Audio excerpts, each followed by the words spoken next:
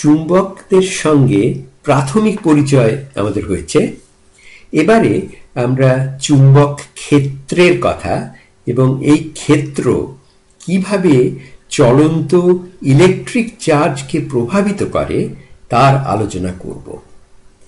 এটা দেখব এটা কেন বিশেষ দরকার ম্যাগনেটিজমকে বুঝতে গেলে। একটি বার ম্যাগনেট মানে যার একটি উত্তর এবং দক্ষিণ মেরু আছে, এবং আমরা আগে দেখেছি যে তাদের কিছুতেই আলাদা করা যায় না।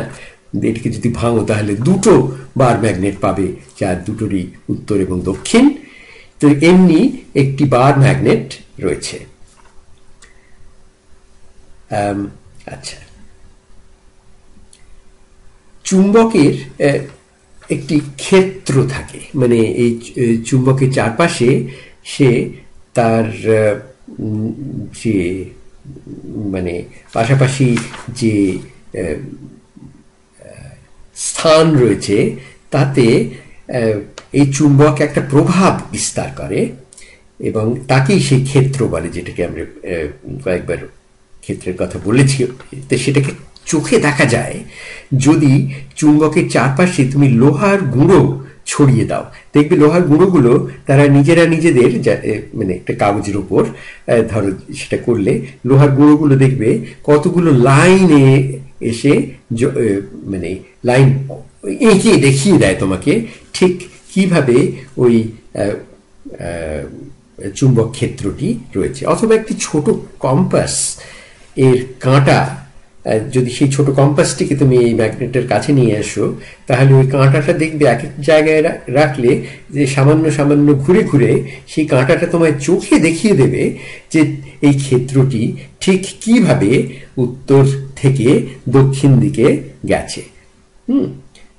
মানে একটা কল্পনা করো, যেটা সম্ভব নয় যদিও, যে একটা নর্থ ম্যাগনেটিক মনোপোল যদি আমার থাকতো, শুধু আলাদা আমি করতে পারতাম, তাহলে সে যেভাবে এই নর্থ পোল থেকে বিকশিত হয়ে সাউথ পোলের দিকে এগিয়ে যেত, যে রাস্তাটা সে অনুসরণ করত, সেটাই হচ্ছে এই ক্ষেত্রের রাস্তাগুলো যেগুলো আমি দেখতে পাচ্ছি। আচ্ছা, যেহেতু এরকম কোনো নর্থ ম্যাগনেটিক পোল বা সাউথ ম্যাগনেটিক পোল হয় না, তাহলে চুম্বক ক্ষেত্রকে মাপা যায় কি করে? যদিও চুম্বকের উত্তর দক্ষিণ মেরু আমরা দেখতে পাই না, তো সেটা তবু সম্ভব যে এই যে ম্যাগনেটিক ক্ষেত্র বা ফিল্ড বি, যাকে বলা হয় বি, একটা ভেক্টর ফিল্ড, কারণ প্রত্যেকটা বিন্দুতেই সে একটি দিক ফিরে রয়েছে। তার মানে এই যে ক্ষেত্রটি, তার একটি মান আছে এবং একটি দিক আছে, উত্তর থেকে দক্ষিণে যাচ্ছে কি করে। এই সেটা মাপা যায় কিভাবে একটা চলন্ত ইলেকট্রিক চার্জ প্রভাবিত হয় এই বি ক্ষেত্রের মাধ্যমে। আচ্ছা, চার্জটি যদি ইলেকট্রিক চার্জটির পরিমাণ যদি কিউ হয় এবং তার গতিবেগ যদি ভি ভেক্টর হয়, তাহলে একটি চুম্বক ক্ষেত্র, সেটা একটি ভেক্টর ক্ষেত্র, চুম্বক ক্ষেত্র বি এর কাছাকাছি এলে সে এই ইলেকট্রিক চার্জটি একটি বল অনুভব করে। সেটা হচ্ছে ইলেকট্রোম্যাগনেটিক বল। এটা কিন্তু মহাকর্ষের সঙ্গে এর কোনো সম্পর্কই নেই। এই ইলেকট্রোম্যাগনেটিক বলের নাম হচ্ছে লরেন্স ফোর্স।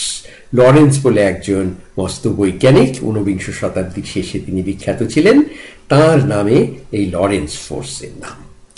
আর সেটি হচ্ছে, এই লরেন্স ফোর্সটিকে আমরা এবার লিখে দেখাই সেটা কি।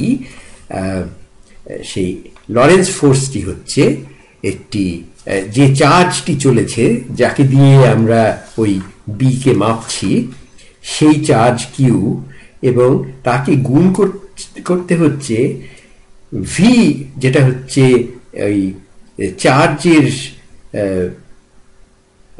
গতিবেগ ভেক্টর ইলেকট্রিক চার্জের, সেটা হচ্ছে ভি, এবং যে ম্যাগনেটিক ক্ষেত্রকে আমরা মাপতে চাইছি সে হচ্ছে এই বি ভেক্টর ফিল্ড। কাজেই ভি এবং বি এর এটা হচ্ছে একটি ভেক্টর গুণ বা ক্রস প্রোডাক্ট, যেটা আমরা শিখেছি ব্যাপারটা কি ভালো করে এই সম্প্রতি। তাহলে সেই ক্রস প্রোডাক্ট ভি এবং বি এর সেই কিন্তু হচ্ছে এই লরেন্স ফোর্সের আসল উপাদান। তাহলে আবার বলছি, এফ সমান ওই কিউ, যেটা হচ্ছে একটি স্কেলার জিনিস, যেটা কুলম দিয়ে মাপা হয়, যার একক কুলম। তারপরে হচ্ছে ভি এবং বি এর ভেক্টর গুণফল। আমরা এবারে এফ এর পরিমাণটা নিয়ে একটুখানি কথা বলা যাক।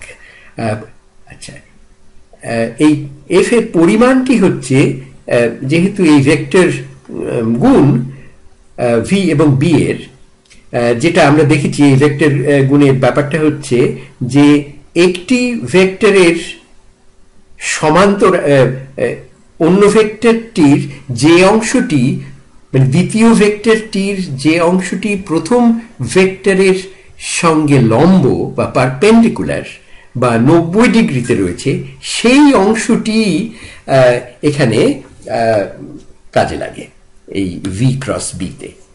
কাজেই যদি ভি এবং বি সমান্তরাল হয়, তাহলে যেহেতু একজনের কোনো পারপেন্ডিকুলার অংশ নেই অন্যের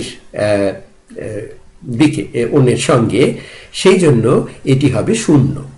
কাজেই ভি এবং বি পারপেন্ডিকুলার হলে কোনো জোরই এটি কোনো বল এই চার্জ কিউ দেখতেই পাবে না।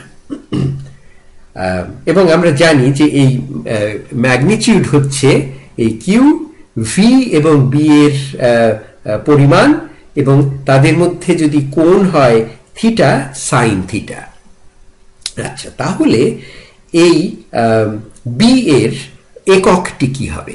আচ্ছা, আমরা এফ এর একক আমরা জানি হচ্ছে নিউটন, কিউ এর একক হচ্ছে কুলম, ভেলোসিটি বা গতিবেগের হচ্ছে মিটার পার সেকেন্ড, এবং বি কে ধরো বি ইউনিট বলা হচ্ছে, যেটা হচ্ছে বি এর এককটা কি হবে সেটা আমরা মেজার করছি। কাজেই এটা হচ্ছে নিউটন সমান কুলম গুণ একটি দৈর্ঘ্য এল এবং সময়টা নিচে এল বাই টি, যেটা হচ্ছে ভেলোসিটি, এবং বি এর যে একক। তাহলে সেখান থেকে আমরা পাচ্ছি বি এর একক হচ্ছে নিউটনকে কুলম দিয়ে ভাগ এবং সময়কে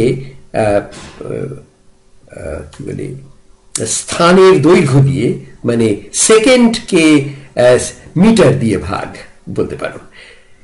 এবং এই যে একটা কঠিন একটা একক পাচ্ছি, সেটার একটা নাম দেওয়া হয়েছে টেসলা, এক টেসলা। এই নিকোলাই টেসলা, ইনি একজন আশ্চর্য লোক ছিলেন, যিনি এই ইলেকট্রোম্যাগনেটিজমের একজন জনক বলা যায়। তার কথা আলাদাভাবে বলবো আর কোনো সময় পেলে। সেই নিকোলাই টেসলার নামে এখন এক টেসলা হচ্ছে তাহলে নিউটন সেকেন্ড, তাকে ভাগ করা হচ্ছে কুলম মিটার দিয়ে, সেটাই হচ্ছে বি এর একক।